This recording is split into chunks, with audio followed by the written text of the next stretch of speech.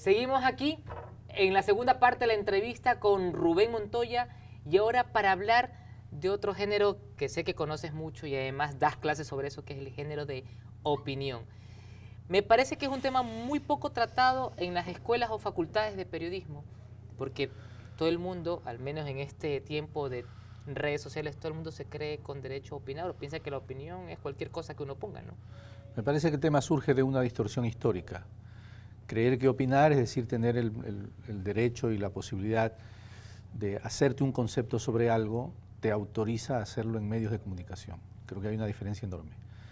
Exige una frontera y esa frontera es que tienes una responsabilidad social que te obliga a que esa opinión, que es libre y que debe ser voluntaria, debe, cuando se hace en medios de comunicación, estar sustentada en datos.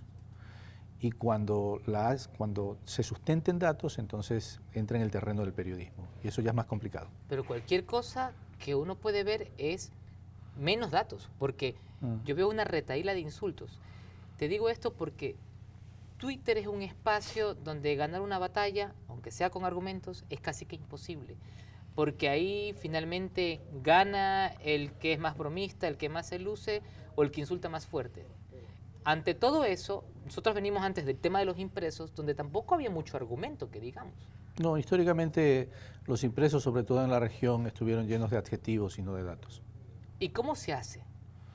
Bueno, ¿Cuál es el procedimiento?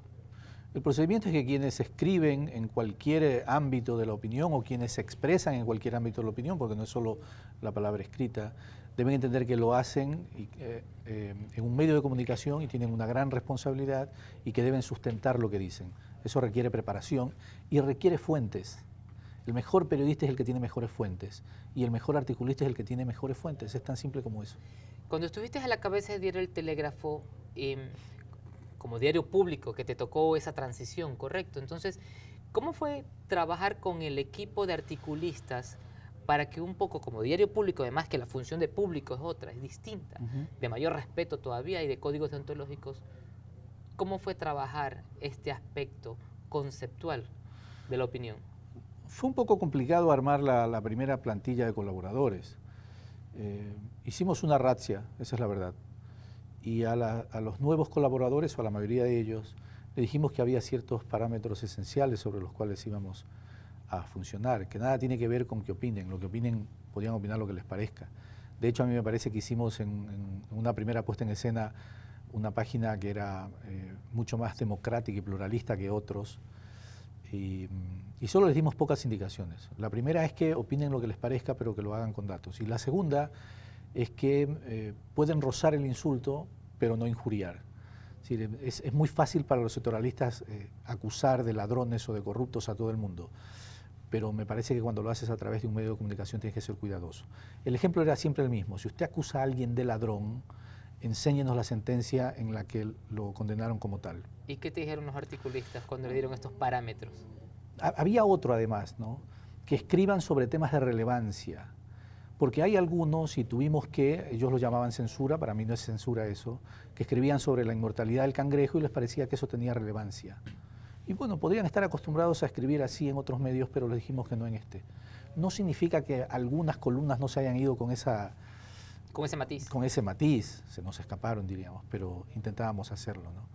Y hay algunos editorialistas que un día dicen, hoy no tengo de qué hablar, y te lo dicen y te lo escriben. Y entonces les parece que eso es de interés.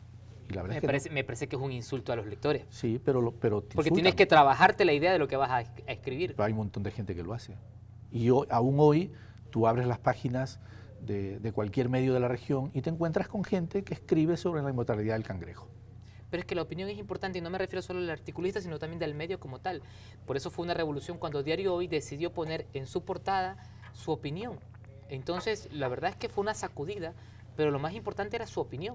Era revolucionario, pero me pareció honesto con los lectores. Los lectores debían saber y el público debe saber cuál es tu línea editorial. Me parece un acto honesto.